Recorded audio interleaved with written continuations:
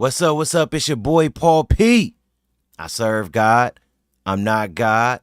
This is just my opinion. And welcome to another episode of the Nothin and Somethin podcast, man. I am excited to be back here in the building with you all. I am excited. Man, I got some stuff to go over too. Cause we gonna get right to it today. We're gonna get right to it. Cause I plan on doing no more than an hour show today. We'll see if we can get it all in an hour. There are some important topics that I feel we need to and should go over, right? But I want to touch on a couple of things before we do that. All right, so just so you all know, we have some really good interviews coming up. I just put up the first clip of Lamaya Good Bellinger today, who is Megan Good's sister, married to Eric Bellinger, but she has a long, extensive career herself, as an actress. So to learn more about Lamaya, definitely check out the clips. And if you are a member, you will be able to see the entire interview starting tomorrow. All right. Again, Lamaya Good Bellinger. I also just interviewed. I haven't put up the picture yet. I have not put up the picture yet. But I just interviewed the great Richard Lawson, man.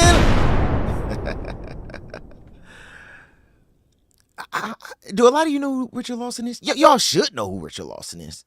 I know the old school, people really know who Richard Lawson is. But Richard Lawson, he was really big on All My Children back in the days. For anybody who's probably in that that millennial stage, or definitely baby boomers, and things like that. But Richard Lawson played on so many things. And just recently, he played on Divorce in the Black. He was Megan Good's father on that film. So I interviewed Richard Lawson, and it was incredible. It went over 2 hours. That's how good the interview was. So be looking out for that. I will have the first clip for that interview tomorrow, right? And if you are a member on the channel, you will be able to see the entire interview starting tomorrow. So I'm going to start trying to make sure the members get things very early. If you're not a member, please become a member on the channel so you can watch all of the interviews immediately. I promise you, I will start to make sure that I have all of the interviews up early if you are a member on the podcast channel. All right. And I will really appreciate that. So, and also too, I'm going to be working on other things for members, like doing raffles to give away money, stuff like that. I'm gonna be doing a lot of different things. So if you're not a member, hey, become a member. I promise you, it will be worth it. You will not regret it. All right. Also too, I want everybody out there to know and understand. I interview celebrities, right? But that's not even the goal for me. It's a part of it, because I know a lot of you know these celebrities, so you will listen. You're more open to listen to their stories, right? So that's one of the main reasons I like to get those interviews, because I want to give you guys something that you could listen to, that it may help you when it comes down to your growth journey, right? Because, this podcast here is all about motivating and helping you grow and helping you get to that next phase in life of growth, right? But when it comes down to it, we also have a segment where we interview everyday individuals called Real Stories. So if you have a real story, anything that you want to talk about, you came from nothing and now you have businesses, or you went through addictions, maybe you served some time. No matter what it is, if you got a story to tell, which everybody should have a story to tell, right? So if you have a story to tell, please submit. Please submit. All you got to do is DM me at Paul P. Lockett on Instagram. Please submit. You can also DM us on the Nothin or Something podcast Instagram as well.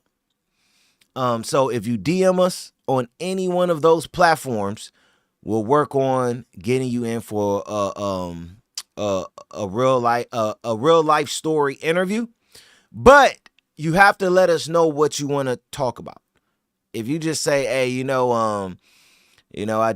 went to high school, then I started working at Walmart, then I got, I got married and got a wife, and then we had 2 kids, and, we just living our life, man. We living our life. I'm not going to bring you on to tell that type of a story. Everybody got a story. So if you leave a message talking about things that is going to be able to help others because of what they're dealing with or what they may be going through and can relate to you. I want to know the hardcore stuff, the serious stuff, the stuff that others can connect with and say, man, I'm going through that too. That message right there just helped me.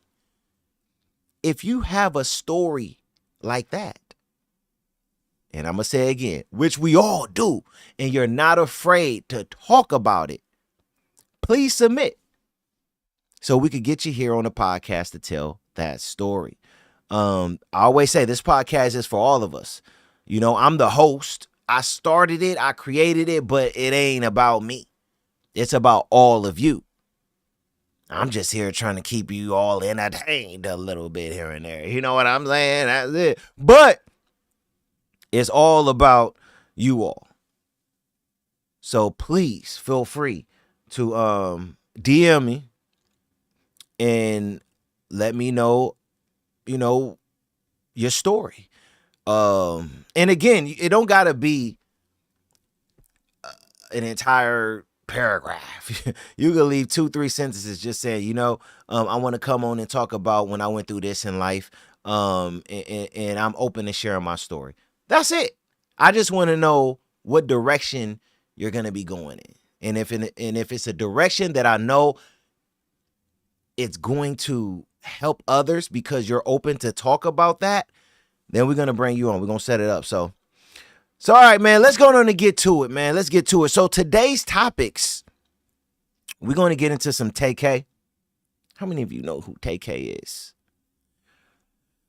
So TAY, he was arrested in, I believe, 2017 for a murder that was committed by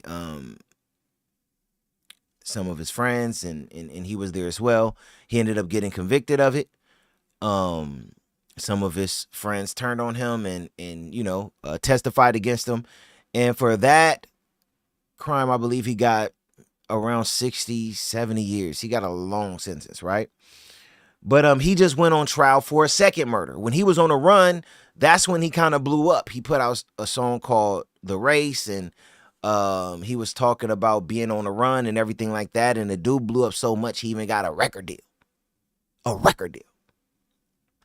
You believe that? So TAY just got sentenced, so we're going to get into that.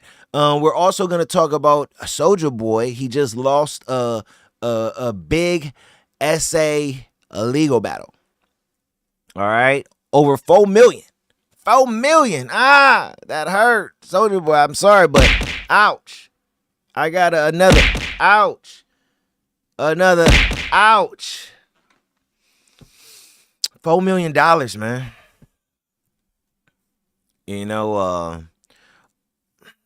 Look, I always say, don't let money rule you. Life is not just about money, but dang, we need it. Dang, we need it. That's a lot of money. A whole lot of it. So we're going to get into that. Also, too, I want to talk about the curses of King Saul. A lot of you may not know the story of Saul, but I believe that Saul's story is relatable to a lot of men. And the other day when I was watching something on King Saul, it just kind of like came to my mind. And I was just like, I got to utilize this, because even though what King Saul did was devastating, stupid, and it hurt so many, a lot of men make those type of decisions every day. Every day. His story is just highlighted because he was a king. But men make these decisions that lead to destruction every day. So we're going to get into that too. But let's go on and start with let's start this with TAY. Let's get to TAY. This is a very, very sad story, man. You could tell that TAY was an individual that had absolutely no guidance. You could tell that TAY was an individual that did not even know better. In fact, I really believe in my heart that TAY, one of the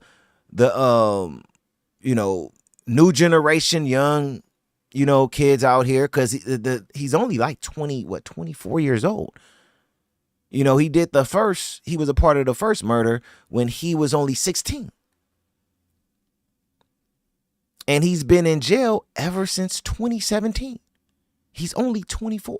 So I believe, coming from that generation of social media and, I want to go viral and I want everybody to know who I am.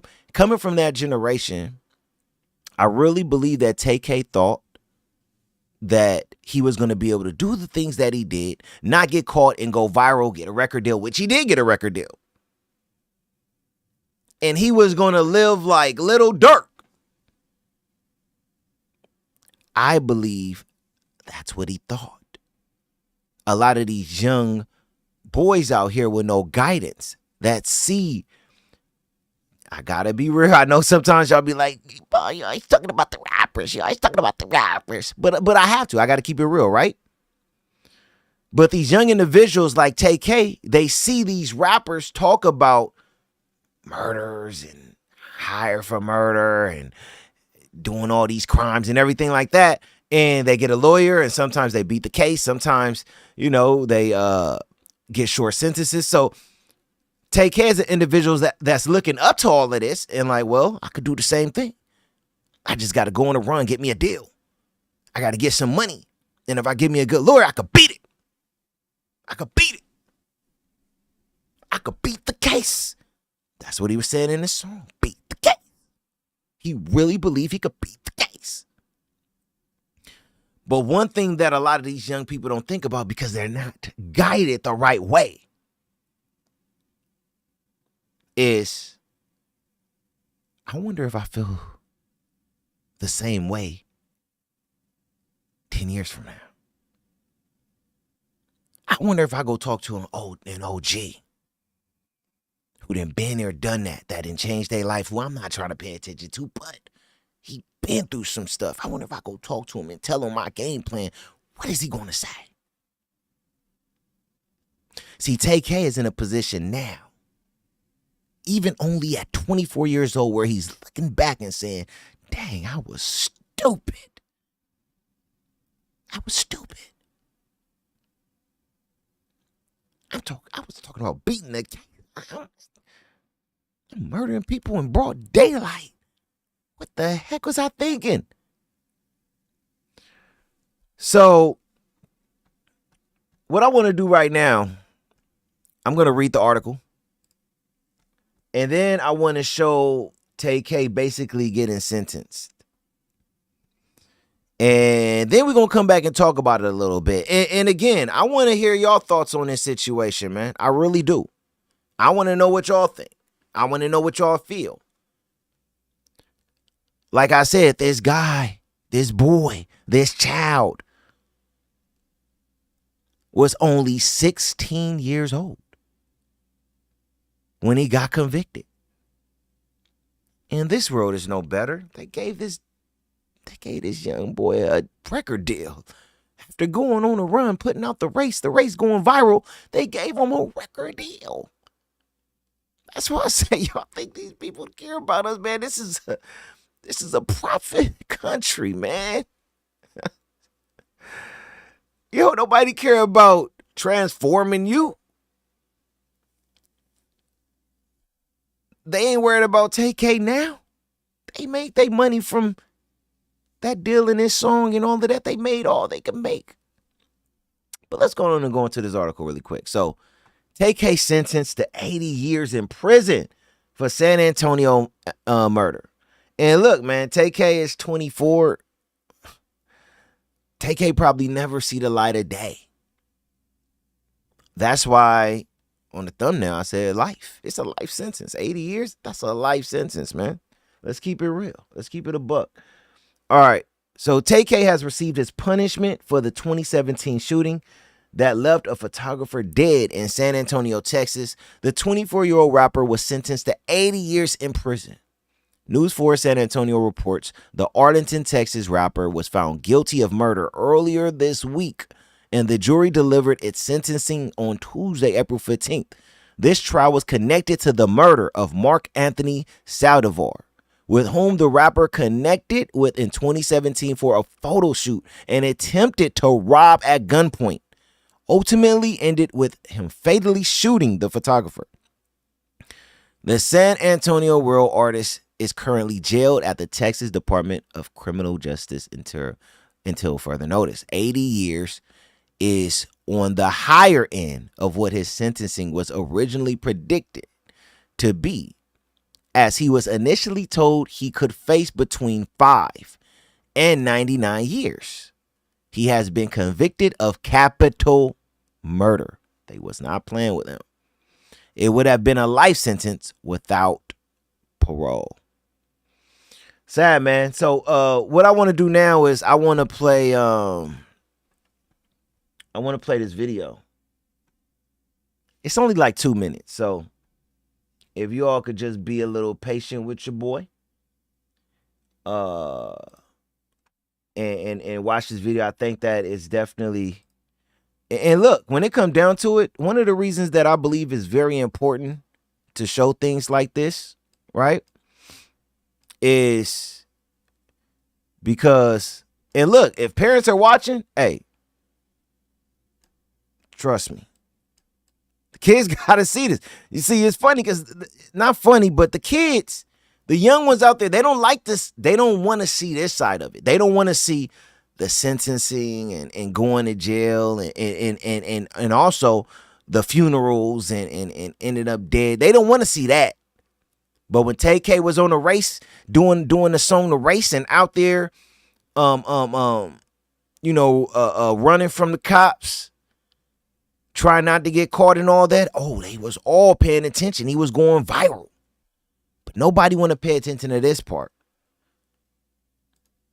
I like to play and show the things that y'all don't like to pay attention to. Because that's what matters the most. Right? It's what matters the most. So let me go on and play this. So again, this is the judge giving TAY, well, letting her know. This is the judge letting TAY know what the jury decided.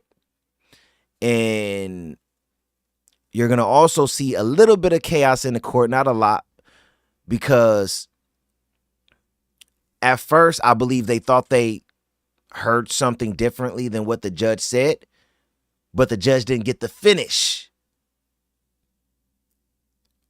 reading out what the jury gave TAY. So let's go on and play it, and then we'll talk about it afterwards. All right, ladies and gentlemen, it's my understanding that you've reached a verdict in this case. Is that correct? Yes.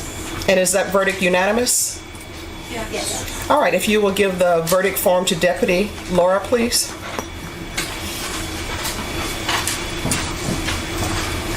Thank you.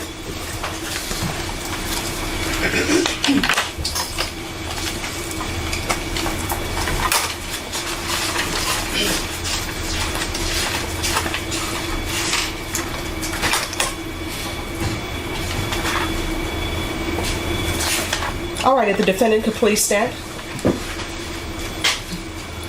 We, the jury, find the defendant, Tamar McIntyre, not guilty of the offense of capital murder. What did I, excuse me, no. No, out of the courtroom. Out of the courtroom now.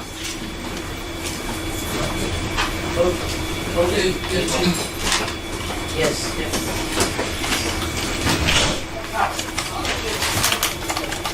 All right, ladies and gentlemen, you don't ignore that. Sometimes, as you can tell, people are invested, correct? So it says, we the jury find the defendant, Tamar McIntyre, not guilty of the offense of capital murder as charged in the indictment. We the jury find the defendant, Tamar McIntyre, guilty of the lesser included offense of murder. Does anyone wish to have the jury polled? Not the state, Your Honor. Yes, Your Honor. All right, ladies and gentlemen, and do you want them polled as to both counts? As to the count of conviction, Your Honor. All right, you may be seated. Ladies and gentlemen, I'm going to ask you if, in count 2, the guilty verdict for murder, if that is your verdict. If that is your verdict, I'm going to need you to respond yes. Does everyone understand? Yes. So we'll start on this end and work our way down. Is this your verdict? Is this your verdict? Yes. Is this your verdict? Yes. Is this your verdict? Yes. Is this your verdict? Yes. Is this your verdict? They're alternates. Oh, yes. Alternate. All right. Back row. Yes, sorry. Is this your verdict? Yes. Is this your verdict? Yes. Is this your verdict? Yes. Is this your verdict? Yes. Is this your verdict? Yes. Is this your verdict? Yes. All right, ladies and gentlemen, what's going to happen now is I'm going to allow you all to have your recess for lunch, and then we'll begin the second phase of the trial. All right? Everyone, please rise for the jurors. All right. It states that we unanimously.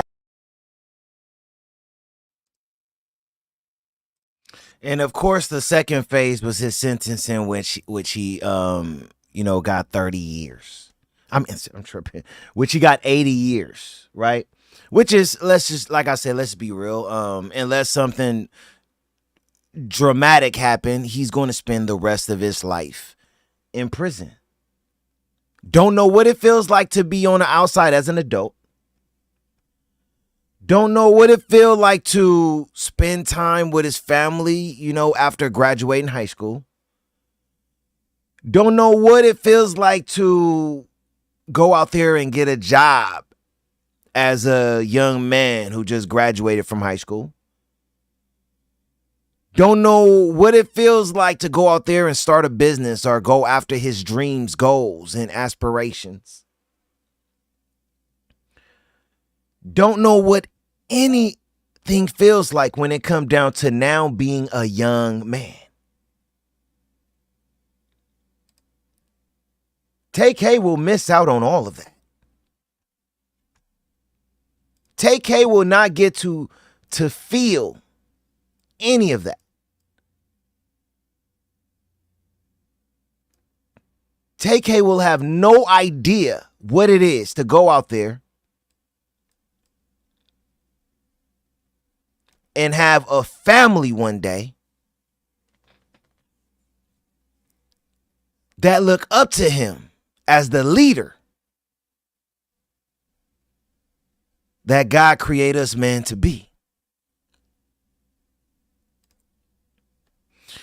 See, I think it's very important to show these type of videos because did you see his face during the sentencing? Did you see his face?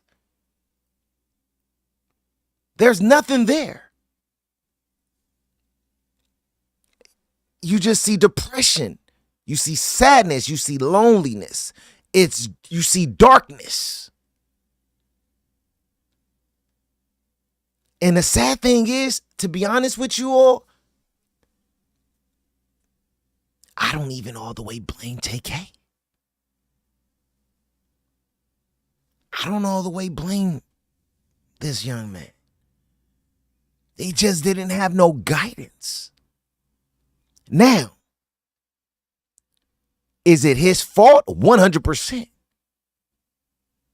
That's why he's going to have to serve the time.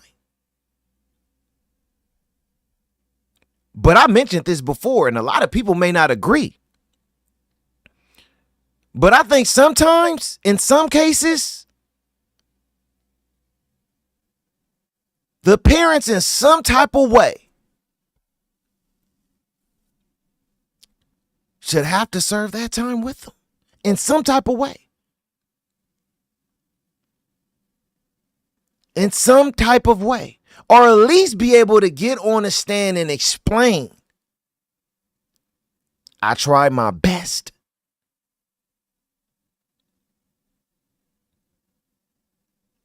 They just went out there and did what they wanted to do, how they wanted to do it. But still, in that case, I'm like,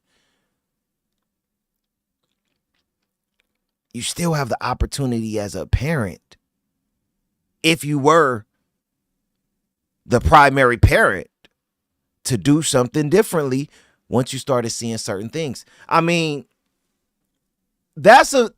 I'm in a minority with saying that. I'm not even going to lie to you all. I'm in a minority. A lot of people, I brought this up, before in the past with talking about this, and it turned into something with talking about, a basketball player who ended up losing his life and everything like that. And I mentioned, there could have been something different that his parents did. And his parents saw that video. Well, his father did. And we had an interview. We sat down and everything and talked about it. But no one liked a lot of people. I'm not going to say no one. A lot of people did not like my response. But I'm sorry. When it come down to this is how I really feel when it come down to this situation. I really do. Because at the end of the day, the way I look at this is, hey, this is my kid. You going to boot camp. You ain't gonna go by my rules. I'm sending you to boot camp, or I'm going to send you to juvie myself. We gonna figure it out. We gonna figure it out. But you got to do something. You got to do something. When it come down to situations like this, I know some of you out there look at this podcast, like my podcast, and be like, Paul P, you always preach it. In fact, let me give you a Paul P, you always preach it. And you may not want to hear it, right? But I only say what I say because when it come to a lot of you who come from nothing and you out there trying to figure out how to get a bag, get money, or go viral, and you think you invisible, and your teens, especially in our teen years, we all thought we was invisible. I look at you all like I've been there. I've been there. I know what's going on in your mind because I was there. I came from a place where I didn't have guidance, and I was trying to follow the older ones who was also making a lot of bad mistakes. And I didn't care about or look at the consequences for my actions. I didn't care. I felt like I was invincible. I felt like, hey, what can you tell me? I know what I'm doing.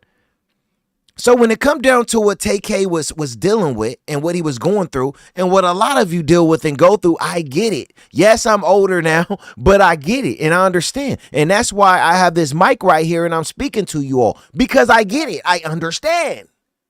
Right? See, I want to explain something. Most of, if not the majority of my cousins and uncles served time. All of them. Just about all of them. It's only a couple of us who did it. And I have a lot of family members. I tell you all the time, my grandparents had 17 kids on just my dad's side. On my mom's side, my grandmother has 6. But when it come down to the 17 kids that my grandparents had on my dad's side, it is well over 100 of us grandchildren. And in my generation, just about all of the boys to men have served some type of time. And I was out there doing nonsense too. Don't get me wrong. I was doing nonsense. But luckily, when my time came to serve time, right? Because that's what would have happened. The day that the cops broke into my house, never forget, 19 years old. And I was, when it come down to Santa Monica, I was the weed man. I had the drugs. I had whatever you wanted and needed. That's who I was. I could get what you wanted and needed, and I had what you wanted and needed. Someone ended up snitching on me. Cops came, broke down my door, hemmed me and my roommate up, threw us on the ground. We was actually, I'll never forget this story. We was playing 2K. At this time, I was no, not 19. Yeah, 19 years old. I'm tripping. I was 19 years old. They broke down my door, threw us on the ground. They went through my safes. They went through everything. They was there for hours. But luckily, some hours before they got there, I got rid of that last stash I had. A little bit over a half of a pound I had.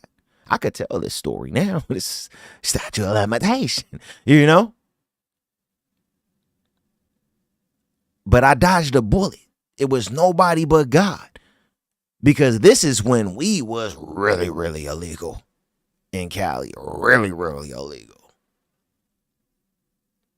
So I would have served some real time. But it was nobody but God. We all have those instances where we did something stupid and made a stupid decision, which led us to getting locked up or in some cases, sadly, dead. You know, or hurt, which I was hurt. I was stabbed in a different situation. Right? So I was out there making dumb moves. Trust me. You know, so after that situation happened, I left LA for a minute. I went to Arizona. I needed to get my life together. And even after that, when I came back, I wasn't going to do nothing stupid like that. But when I came back and we was doing music, I still had a hothead. So one day after a show in Hollywood, someone banged on my cousins. I wasn't having that. My cousin came into McDonald's on Hollywood, literally on Hollywood near Vaughn. Wasn't having that.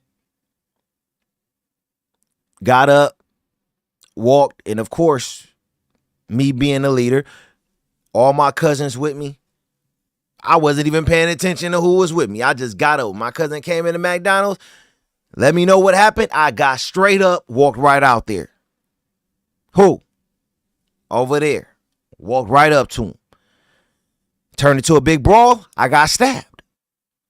Stupid decision. I was making a lot of dumb decisions. So the only reason why I'm here today to talk about this is because I could relate. I was making the same dumb decisions that a lot of these dudes like TAY is making. I was making them straight up. I just got lucky. Or you could say, man, God helped me dodge a bullet. God protected me. God kept me from going into situations where when I got stabbed, I could have died.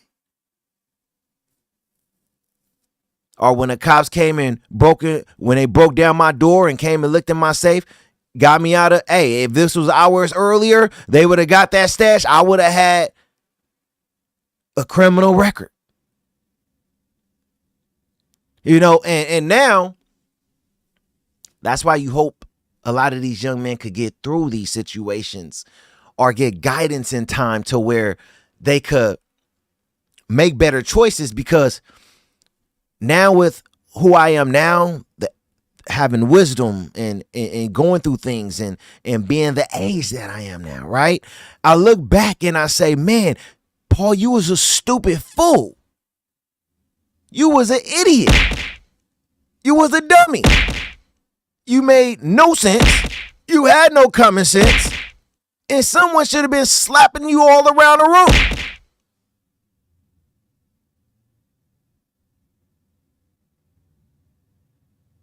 You were out of your mind. I look at myself now like, man, I was a dummy. I can say that about myself. You know what I'm saying? I'm just being honest, though. But I had no guidance.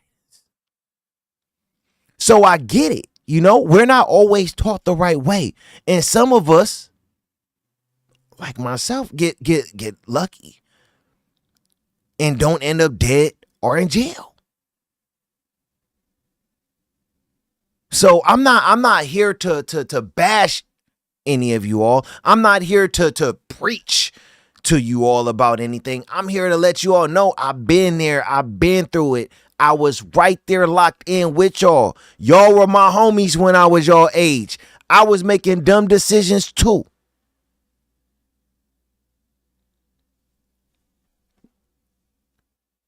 So that's why I'm also here to tell you all, and hear me when I say this. If you get over that mountain, if you get out of that phase in life,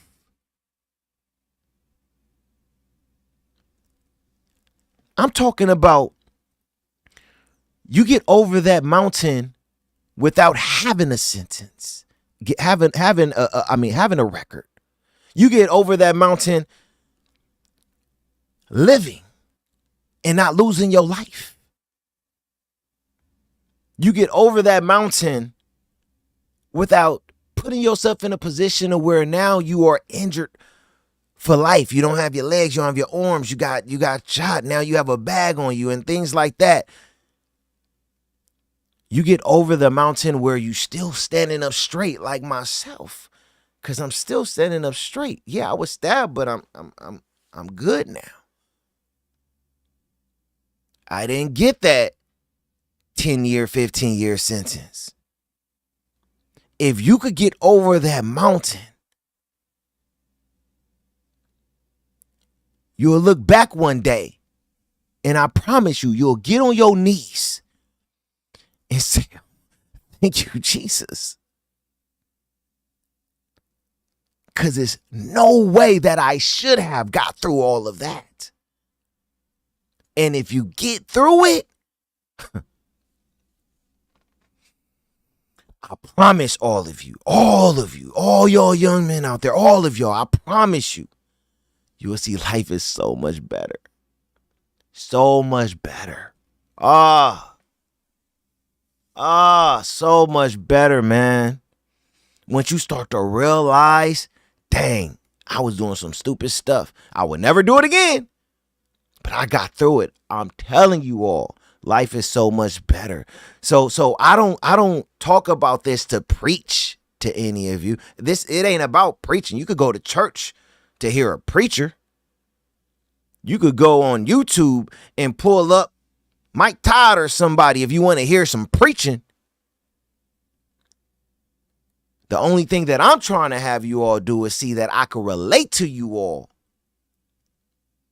And I want to motivate you all to leave that alone and get over the mountain.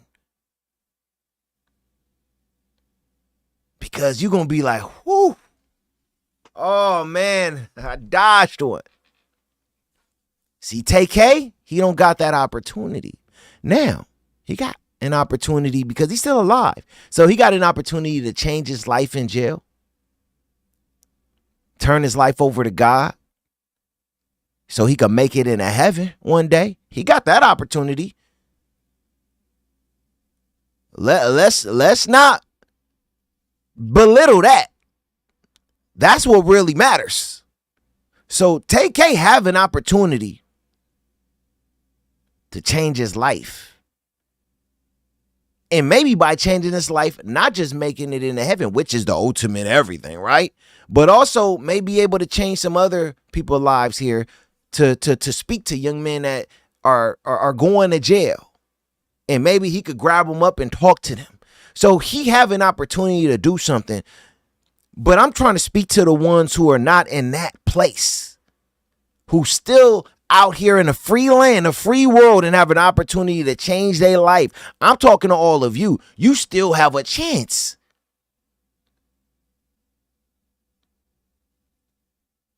You still have a chance to get over that mountain and say, whew, man, I dodged one. The mountain that people like Little Dirk, he probably started realizing it too late.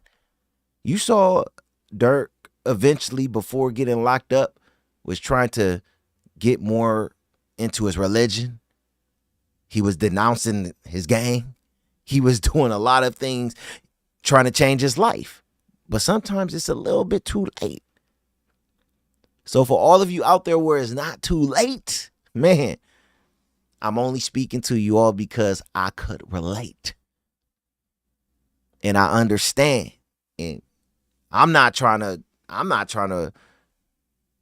bash y'all or go against y'all or call y'all stupid and dumb and ignorant. And I'm not here to do none of that because I was in y'all position.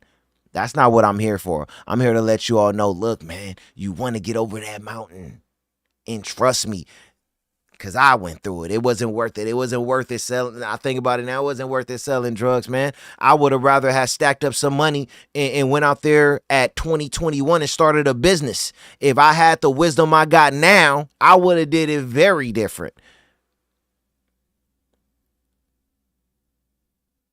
So hopefully you all could learn and start to open up and rethink and relearn everything. And don't look at people like me and say, this dude is just trying to preach. You know what I'm saying? This dude just trying to preach to me. Nah, man, it's not about that. I'm just trying to connect with you all. I'm just trying to relate with you all. I'm just trying to let you all know that, hey, if you let me, I got y'all. I got y'all. If you let me. That's it. It ain't too many people on YouTube that's doing that. People are mainly here to just tell these stories and make millions off of it. I'm not here to just, let me say this and then we'll move on. With this podcast right here, I can make hundreds of thousands by just showing the articles and videos of situations like this and talking about it where y'all don't see my face and talking about the story. Not giving no advice, not giving no direction, nothing. I can make so much money doing that. But I'd rather make less and do a video like this to where I'm hopefully connecting with you all and motivating you all to one day put yourself in a position where you could see the other side of that mountain. That's it. That's it, man. So,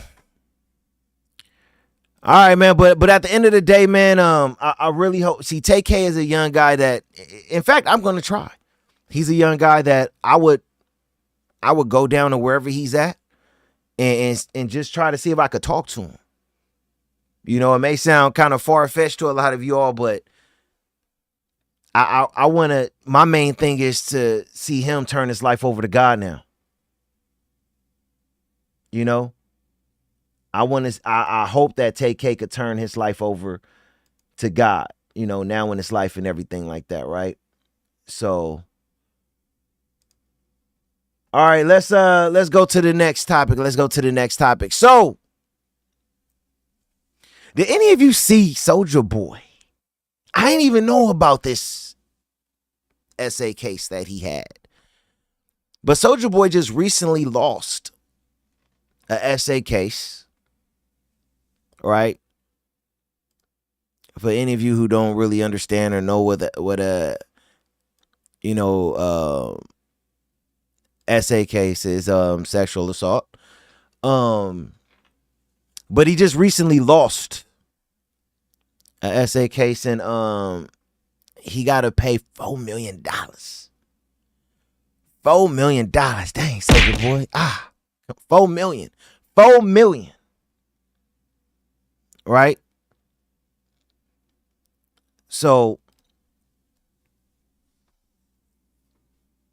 Soulja Boy been one of those dudes, man, who kind of felt like he was very sporadic for a very long time. Now, I'm not saying that that is something that puts you in a place to where now you getting SA cases and everything. But if you sporadic like that and you got a big ego and everything, very prideful, hey, I wasn't there. I don't know what happened. But when you put yourself in situations, something is bound to happen. It is what it is. It's just the way life goes. So what I want to do really quick, let's see. I want to read this article, then I want to show you guys Soulja Boy response. He actually had a response after losing the case. And I want to play his response, right? But let's read this article just so I can catch you all up with what's going on with this whole situation. All right. So Soulja Boy ordered to pay $4 million after losing SA case. U.S. rapper Soulja Boy has been ordered to pay 4.25.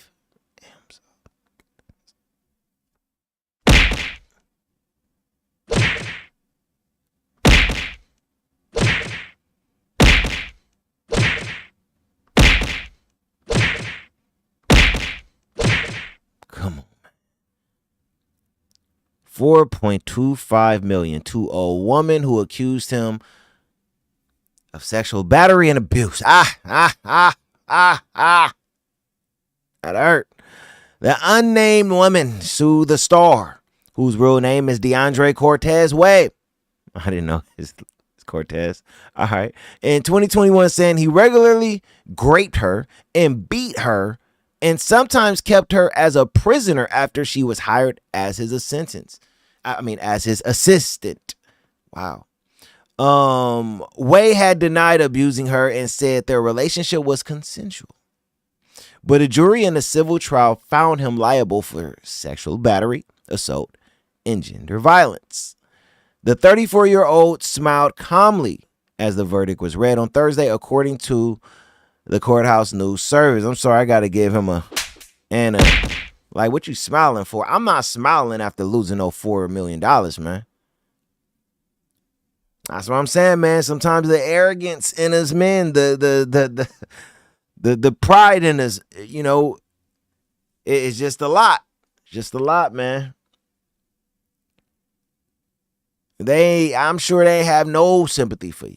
Smiling after seeing, that's crazy. Speaking outside the court, he maintained his innocence and said he was committed to filing an appeal and fighting for the truth to be revealed. Man, you ain't winning no appeal. You ain't winning that. You a black man in America. After losing a case like that, they are not giving you another chance to get back up there. You got to suck that one up, brother. You got to suck that one up. That's a wrap. During the trial, Wade denied beating and raping her, calling the accusations disgusting.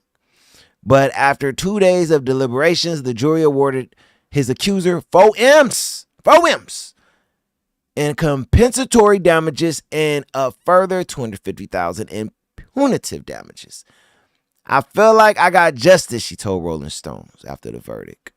See, what Soulja Boy should have been saying is, I feel sick after I did not get justice. Not smiling. She said, I feel like I got justice. He should have said, I feel sick. But nah, he want to smile. I don't know what would make someone smile after losing $4 million. Hey, but I mean, it each his own. Obviously, it's not going to return everything I lost. I lost way more than I gained. My hope is he doesn't do this to any more women. Wow. She's serious. Feel like an animal. Soulja Boy is known for a party rap style that spawned Hits like Crank That, a U.S. #1 single, Kiss Me Through the Phone, and Pretty Boy Swag. His commercial peak in 2010 when Forbes magazine said he earned $7 million, since when he has diversified into record production and video game development. According to court documents, the woman was hired as an assistant in 2018 and started a romantic relationship shortly afterwards. See, that's where to me it get a little bit tricky. She's admitting she started a romantic relationship with him.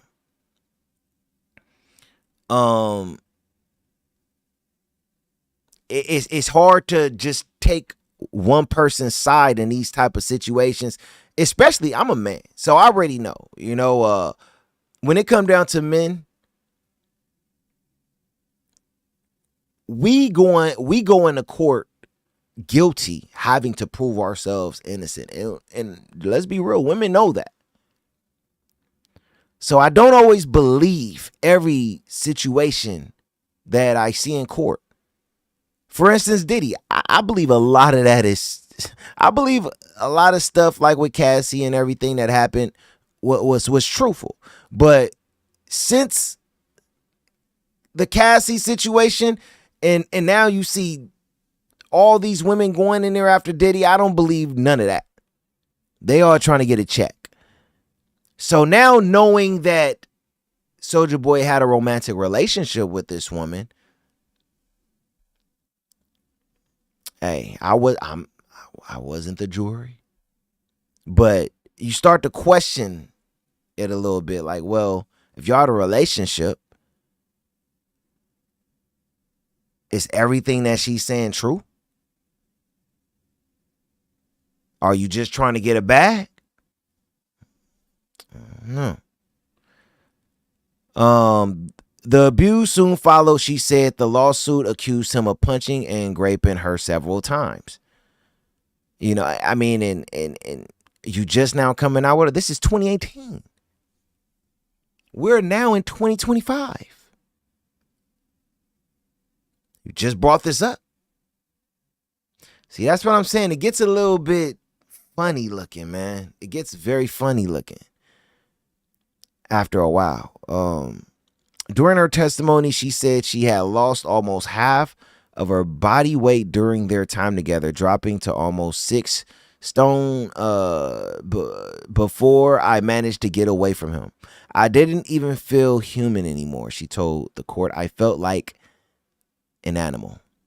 Now let's read this, because now she's going into why she stayed. She said she had stayed in a relationship because Way threatened to hurt her or her family and told her he would post a sexually explicit video to the internet if she left. Well, he would have to put that sexually explicit video of himself up too if he's going to do that, because he's having sex with you, right? I mean, that's Soulja Boy, so that sounds kind of dumb. But okay. Text messages shown in court painted a complicated picture of their relationship. Way would ask her to perform tasks typical of an assistant, including making travel arrangements or setting up computer equipment. But at other times, he would text her messages like, I hope you die slow. I hope you catch corona, and I should have killed your ass. The jury heard. Yeah, it's crazy, man. And yeah, saying stuff like that is just stupid, But all right, I want to show you guys a quick video, right? After Soulja Boy lost the case, he had a little something to say. And I just want to play what he said really quick. All right. Give me 1 second. Let me set this up. Verdict.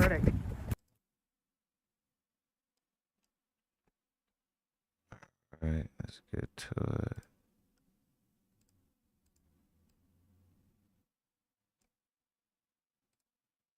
All right. All right. So again, this is Soulja Boy after losing the lawsuit, he had a little message that and it's funny, you already had this message in your phone. Come on, bro. It's like, so you knew you was gonna lose, or when you were in court, you was writing it up, so you already felt guilty, or that you were gonna be proven guilty to have this message. Kind of funny, kind of off, but let's hear what he got to say. Let's go. Think about the verdict. Today, I stand before you deeply disappointed in the verdict delivered in my case. I firmly believe that the decision made in court was not based on facts or substantial evidence, but rather on factors that were outside of my control. The truth was overshadowed by the involvement of individuals such as the jury who were not present during the events in question. And I feel that the system allowed external influences to shape the outcome. Furthermore, the use of Jane Doe as the identity of the accusers raises serious concerns about fairness. Keeping these individuals anonymous while I'm forced to face public scrutiny creates an unequal playing field. I believe this entire process has been tainted by a system that is not designed to protect the rights of the accused. I want to make it clear that I'm innocent. This case was never about justice. It was about money and personal gain, and I will not let that stand. I am committed to filing an appeal and fighting for the truth to be revealed. I will continue to stand by my decision and believe that I did not commit the crimes I'm accused of. Thank you to everyone who has supported me during this time. I promise that I will fight until the end to clear my name and expose the truth. Thank you. Think about the Yeah, like I said, man, this for me is like it's a tricky one. I look, man. So Soulja Boy been in the middle of stuff for a long time, and eventually, certain things is gonna come back to bite you, right? This is not the first time we done heard something that Soulja Boy was involved in. Look, when it come down to it, me, you, like we don't know the truth in this Soulja Boy situation. You know, we weren't there. The only one that truly know the truth is him and her. That's why these type of cases too, it's never about saying, oh, who was guilty and who wasn't guilty when it come down to an individual like me. It shouldn't be like that for anybody who talking, because we don't know unless we can see a video. Like when we saw the video of Puff beating Cassie on the ground or knocking her to the ground, just basically putting hands on her. Unless we see a situation like that, we don't know what happened. Or like that Ray Rice video when he was in the elevator and he, knocked her out. You know what I'm saying? We saw that. So we know, hey, Ray Rice put hands on her. But when we don't have that, we really don't know, right? Now, do I think that Soulja Boy is just totally innocent in this and, oh my God, he is the victim? Oh, Soulja Boy is the victim. Like, do I believe he was a victim in this situation and he did nothing? Absolutely no, not at all. No. But is he guilty of all of this? Maybe not. There is always a his side, her side, and the truth, which is the real side. So we don't know. But one thing that I can say is, rather it's for a crime or anything else you have done in your life or in your past, bad decisions, bad mistakes, whatever. One thing that I do know is that we all reap what we sow. And rather Soulja Boy did everything that was said or not, he could be reaping for the wrong that he did in his past. Because rather it was for that or something else, we will reap what we sow. That's scripture. That's not just made up. That's scripture. Now, the one thing that I really want to point out in this video from reading the article and hearing about Soulja Boy, you know, smiling and then seeing him put that statement out and didn't even have nothing to say, had nothing to say even in a direction where it was, now I apologize for my wrongs, but everything was not truthful. He didn't even say anything like that. So from looking at this video and reading this article, I can't tell you this: Soulja Boy is definitely not taking accountability, you know, but hopefully one day he do get to a place to where he could do that. He could take accountability, or he's going to end up back in these type of situations.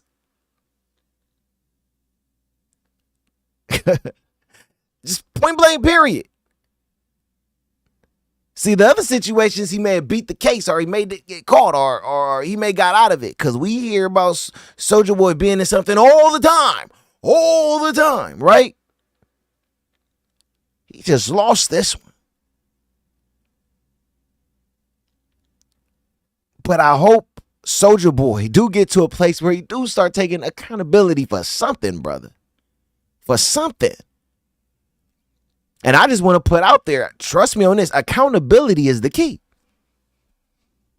Taking it, hey, a lot of y'all be listening like, what Paul be talking about? Hey, trust me on this. Trust me. Can I vibe with y'all for a second?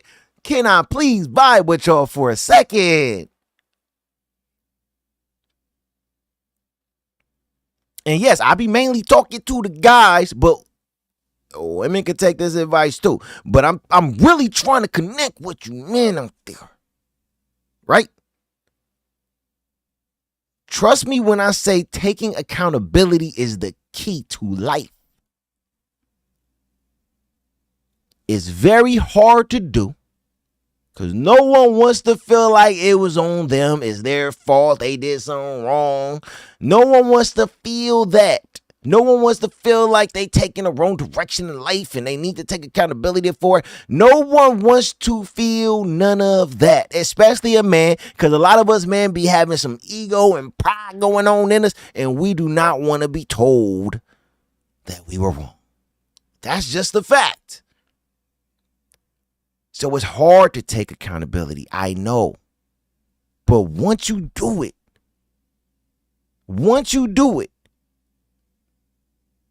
and you tell yourself, okay, I'm not going to do this anymore. I'm going to take responsibility for this. I have to change something in my life. Once you do that, I promise you, as a man, you will feel a lot stronger. You'll feel a lot more powerful as a man. Your stance will be a little different. Your thoughts will be a little different. No fear. I take full accountability. I'm telling you, the feeling in you as a man will be so different. It was like that for me. See, what a lot of men don't understand is that accountability is the most manly and masculine thing that you can ever do.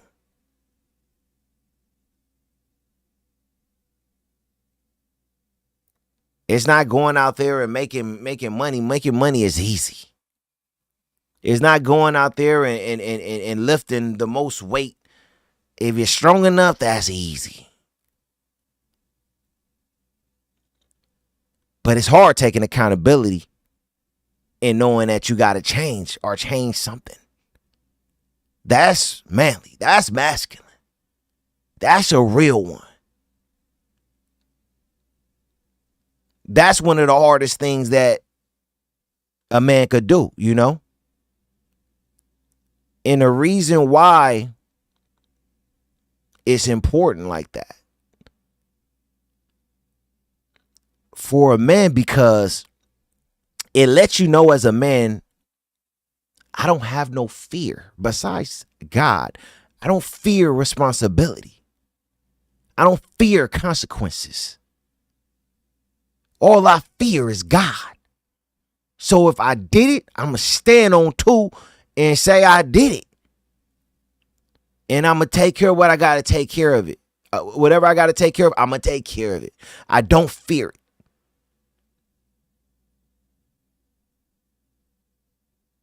See, you could tell Soulja Boy, he's not in that place yet.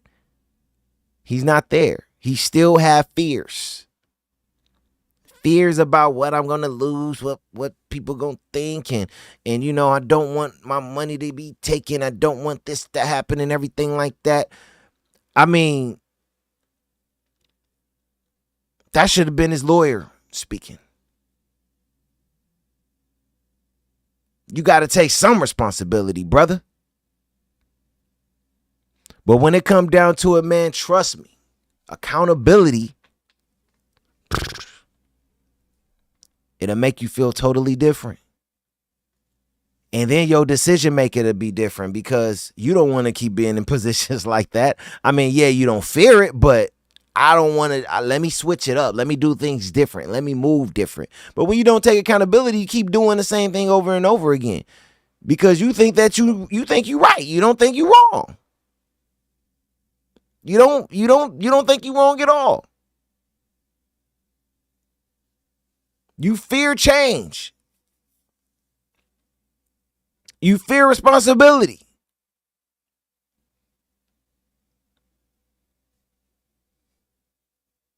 Come on, man. And again, this ain't me preaching. This ain't about preaching. I'm just speaking on experience. That's all I'm doing right now. You know? These are things that all of us men have dealt with or been through or felt. You know, we all been there, man. Straight up. All of us. We all been there as men. So I am in no way, shape, or form just trying to get on here and preach to nobody. It's not about that at all. It's not about that. I'm just like, hey, let's chop it up for a second. Maybe I'm a little bit older, have a little bit more wisdom. Exactly what you're going through right now in your life, I've been through it. I understand. Trust me. Just like I was saying with TAY, same with Soulja Boy. I've been in that place mentally where, hey, I had pride. Hey, I didn't do nothing wrong. Shoot, I still battle with being defensive with certain things in my life. I'm still battle with a lot of that, right? Because men, we always have that chip on our shoulder, feeling like, hey, I'm right, you wrong. You know what I'm saying? It's just our ego. You know? It's just our ego, man. But when you start taking accountability, it just makes you feel different. So most of us been in the places that we see TAY in. I'm not talking about getting life sentences or getting 80 years. I'm talking about mentally where you felt invisible. Or most of us been to where Soulja Boy is at, where you felt like I ain't did nothing wrong, even though if you really sit back and think, bro, you did a lot of stuff wrong. Like, come on, let's be real. Come on, if you feel like that, Soulja, I gotta give you that. Like, come on, man, we all done did something wrong. And even in this situation, bro, I know you didn't. Even if it's the decision of you kept this person in your life that you're going through all of this stuff with, and you ain't correcting it. Even if it's as simple as that, you didn't have to do any of that other stuff, but take accountability of you opened your door to this woman who is now suing you. That's on you. She didn't force you to be in your life. You opened the door for her to be in your life. You got to take accountability for something, bro. That's all I'm saying. You know? But yeah, man. So, all right. I want to, but again, too, yeah, man. Hopefully Soulja Boy get it right, man. You know, hopefully you do. All right, so let me see. I think I'm gonna read a little bit of the chat really quick.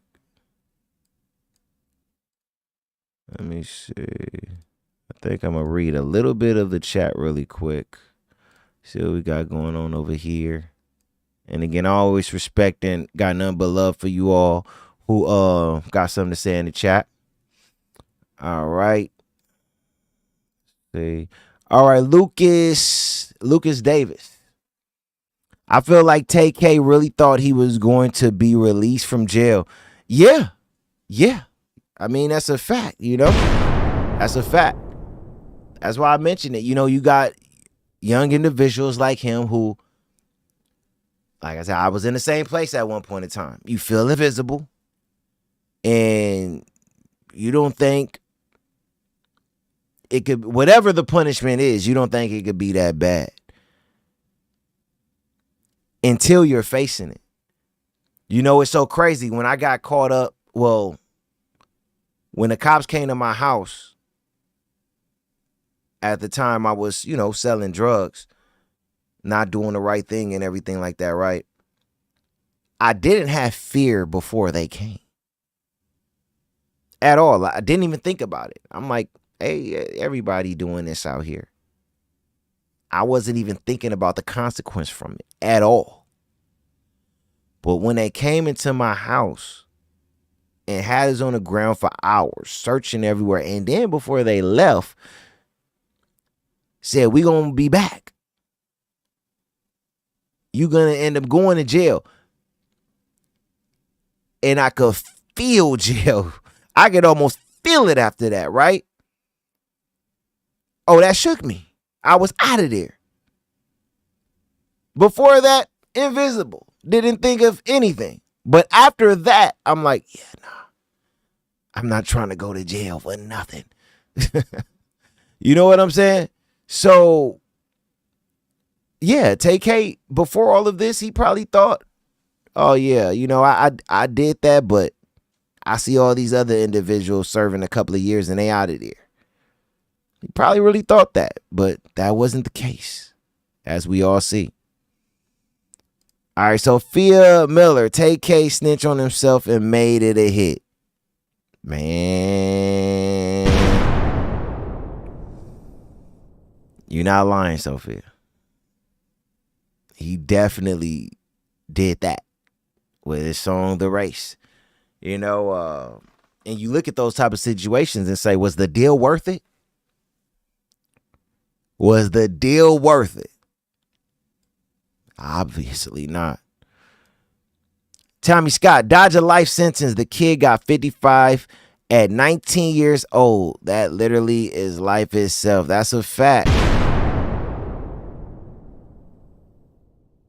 But who said he dodged a life sentence? I don't know where that came from. He definitely didn't dodge anything. I don't know if you got the word dodge from me talking about my situation. I don't know. But nah, he ain't. Like I said earlier, he's going to serve most of his life in jail, if not his entire life in jail. So yeah, he didn't dodge anything. Appreciate the comment. Mason Williams, for the last time, underage people can't get the death penalty. He was 16 at the time of both crimes. Yeah, no, that wasn't gonna happen. Appreciate it, Mason. Carlton Way. Unfortunately, a lot of guys see God when they are in trouble. Man, that's a fact. Like I was talking about when it came down to dirt. It was a little bit too late. It's a little bit too late. And it made me start to think, like, okay, are you still doing the same thing in prison? Don't know. All right, let me see. Sophia Miller, he could beat the case, so he took the race. He definitely didn't beat the case. That's a fact. Lucas Davis, TAY's PS4 going to say last online 55. Now y'all trying to clown. Huh? Oh, man. Oh, man. All right, John Morris. The thing about being rich is you always have to worry about someone trying to take you for your money. That's a fact. What's up, John? You are not lying about that, John. All right, appreciate all of you. All right, I got one more topic I want to get into, right? And that's the curse of Saul, King Saul. I want to speak on this for a second. And with a lot of things that is going on, right? And also too, when I was looking at King Saul's story the other day, I was like, dang. When it come down to this type of story, like, of course not as extreme, but men make these decisions every day. This is not just a King Saul thing. This is men in general. This is why we see so much destruction out here when it come down to certain situations. So I think it's important to talk about it, because this is what we go through as men. This is what we go through feeling because of certain things that's hard for us to separate, which is pride and ego, right? So this conversation that I'm going to have right now is for the ones out there who are like in that place where they're men. Not the ones who are not in that place yet. And look, I'm not trying to call nobody out or separate nobody. I'm just saying this conversation is for the men who like, okay, I'm ready to take that step as a man, but still growing in life. Men who are leaders. You know, men who are in that position. I want to talk to y'all for a second, you know. And basically with that being said, when it come down to this King Saul story, I wanted to go in this also to talk about how our mistakes as leaders, men, right? Our mistakes as leaders can cost not just us as men, but everyone around us.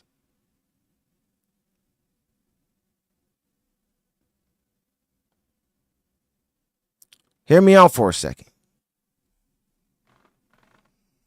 Do y'all ever think about that? I really want to know, like, do a lot of you men who are leaders or are in positions in life where you like, oh, when I get married, I'm gonna be the leader. I'm the man. I should be the leader. Like that's your mentality, right? You leading, maybe you lead your family, you lead your wife, you lead your girlfriend, you lead your kids, you lead your younger siblings, whatever it is. You feel you're a leader, right? You're in that position. Do you ever think that you being in that position and having that role can cost everyone, whether that's family, friends, and whoever follows you? It could literally hurt everyone if you make the wrong choices and decisions. You ever think about that? See, a lot of times we want the title. I'm a leader. A lot of times we just want the title. Let's just be real. A lot of times men just want the title. I'm a leader. That's who I am. Yeah, I'm the man. I'm a man. You know what I'm saying? A lot of times men just want the title, but don't understand what that title really means. See, going into Saul a little bit, for those who don't know, Saul was a king who was anointed by the prophet Samuel. And he was anointed king to be the leader and king of the Israelites. He was actually a great leader for a while until he started getting a big ego. And he started walking in absolute pride. Right? He thought he was untouchable. I mean, he was winning every war he was in. He could not be stopped. He had the best, soldiers you can ever find. His team was A1. You see how great the Dodgers are right now? King Saul team of soldiers were the Los Angeles Dodgers. Who want smoke? Who want it? We taking out everybody. So he felt so untouchable to the point to where he eventually disobeyed God. God, the one who put him in that position. And he knew, because he knew Samuel the prophet, who Samuel obeyed, who anointed him. He knew who was leading him. But he got so prideful, he disobeyed God knowingly. He was given specific orders, but thought because he could not lose at all, that God would understand, because I'm out here doing the work and God is not. I'm doing the work. That's that pride, right? That's how Samuel felt. I'm doing the work. God, you up there somewhere. You watching me. I'm doing the work. I'm just saying what was going on in Saul's head. Saul was like, I'm winning the battles. What? I'm winning the battles. King Kong ain't got nothing on me. I'm winning the battles. So nothing could stop me. That's how Saul felt. So he disobeyed God, right?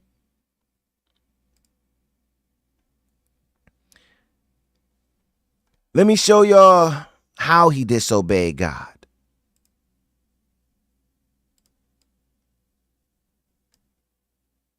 Right?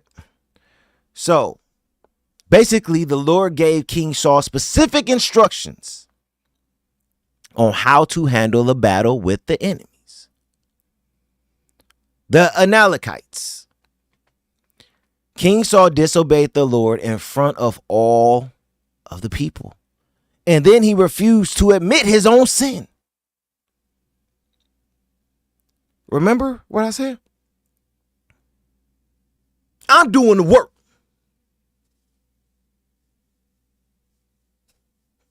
What am I going to admit? I'm doing the work.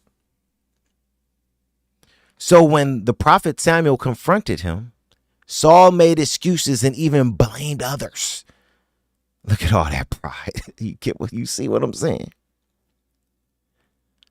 Although Saul would remain in place as a king for many years, it was at this time that the Lord rejected him as king.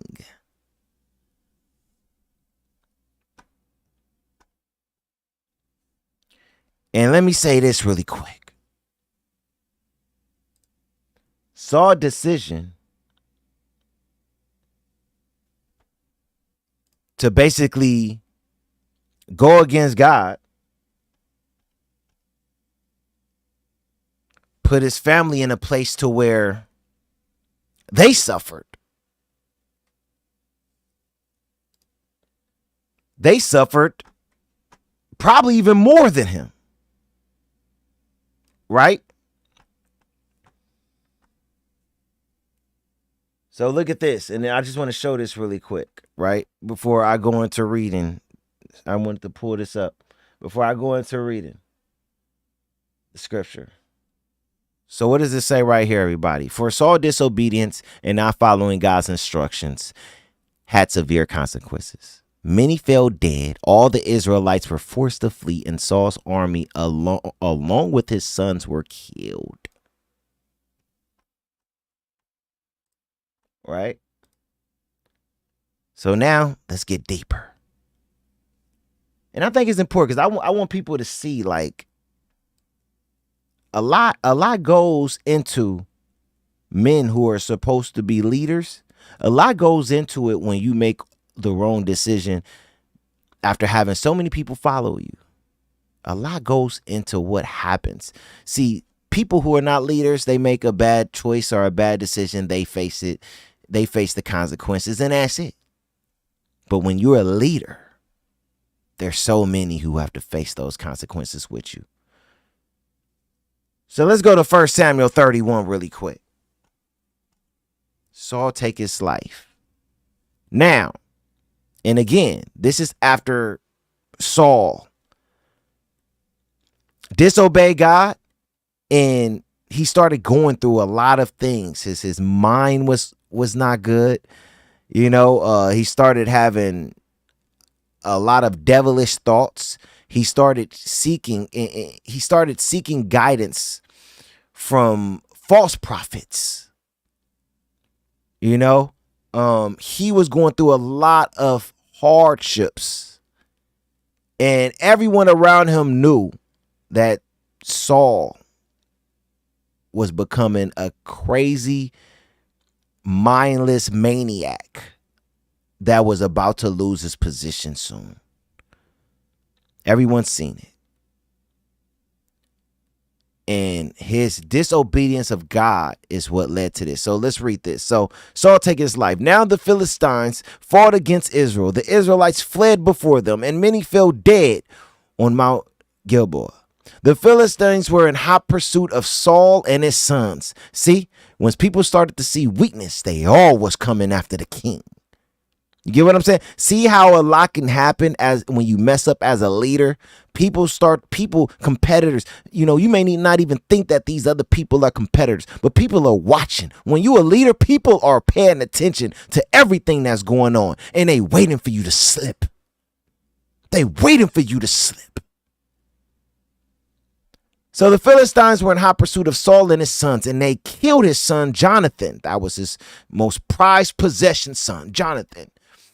Abinadab and Melishah. The fighting grew fierce around Saul, and when the archers overcooked him, they wounded him critically. Saul said to his armor bearer, "Draw your sword and run me through, or these uncircumcised fellows will come and run me through and abuse me." But his armor bearer was terrified and would not do it. So Saul took his own sword and fell on it. When the armor bearer saw that Saul was dead, he too fell on his sword and died with him. See how it didn't just affect Saul? It affected the ones who loved him too. His sons were probably the most amazing sons you can ever have.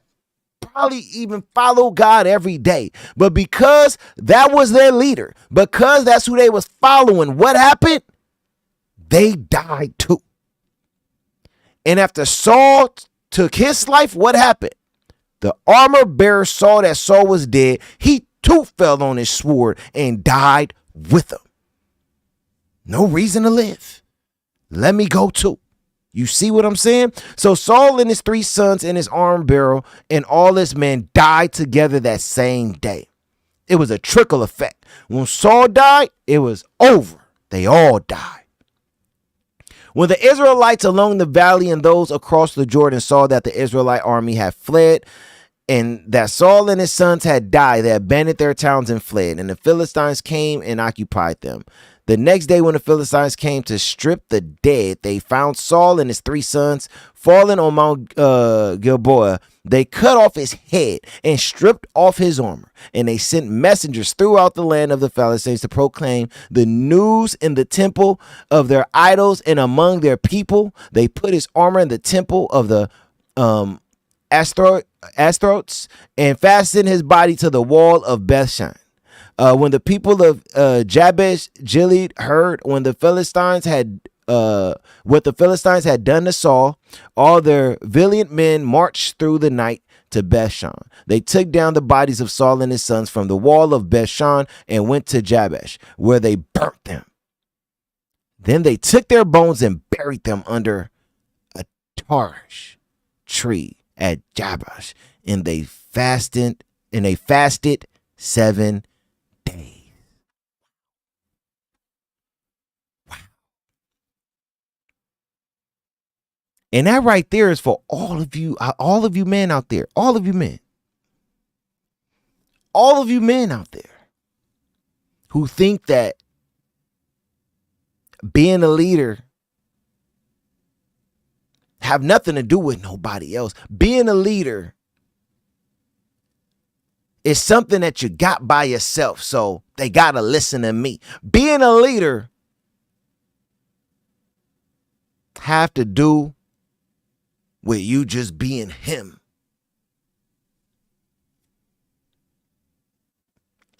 You lost it, man. See, as we see, Saul, when he disobeyed, and because of disobeying, it destroyed everything. For not just himself, but his family and the people around him who loved him. Everyone who followed him. Everyone, every last one of them. And if you did survive, you became a slave.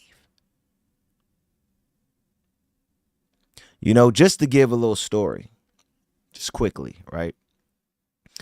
I remember when I was at my peak of making over like 6 figures a month. You know, I was like, it was easy making that type of money. At my peak.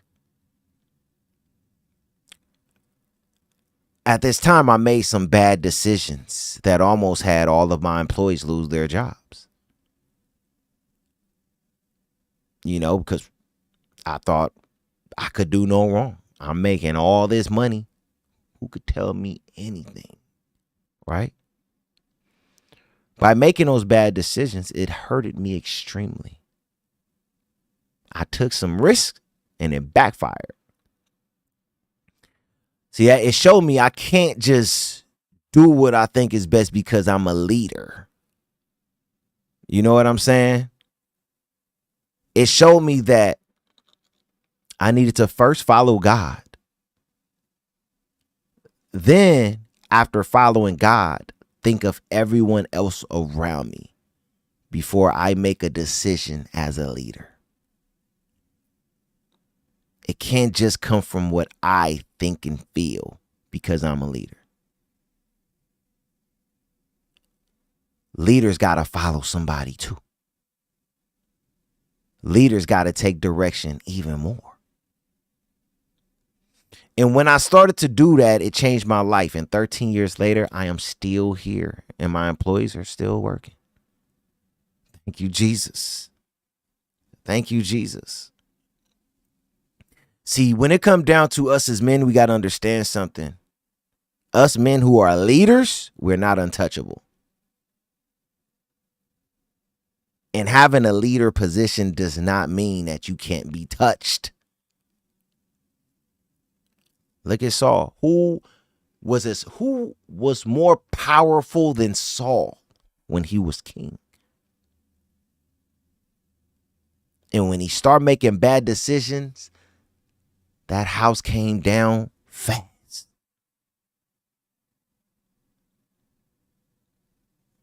Let me just say this last thing, and I really hope y'all paying attention to it, because we don't think about this when we building year after year after year. We don't think about this. Let me just say this. Trust me right here with this. As a leader, you can lose what you have built faster than it took to build it. Let me tell you this. It may take you 10 years to build.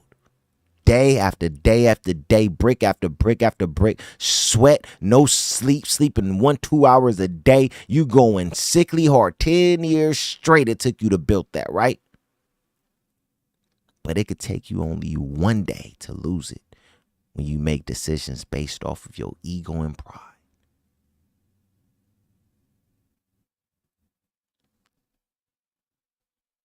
We got to be careful, man. We got to be careful. You know, it's a hard job to be a man. I mean, just to go out here and be a boy or be like everyone else, that's easy. But to be a man that's a leader, it's a very, very hard job. It's probably, if not the most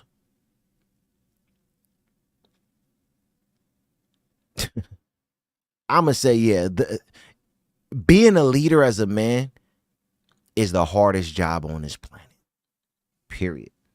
I had to think about it for a sec because I like to be realistic, but nah, yeah. Look how a lot of leaders went down, and look at how much came down with them when they were taken down. Not easy, man. To be a leader, not easy. So hopefully y'all gained something from that, man. I just thought that would be a good story to share. But at the end of the day, I love you all. I appreciate everyone for being here today. I got to get my butt out of here because I want to try to make it to Bible study tonight. You feel me? But yeah, man, it's your boy Paul P. I love you all. I thank you all for watching. And I will catch you next time. And again, one more time. For all of you who want to do an interview, send me your story. A couple of sentences. DM me on Instagram at Paul P. Lockett or at Nothin to Some Podcast. All right? All right. It's your boy Paul P. I love you. I'm out of here.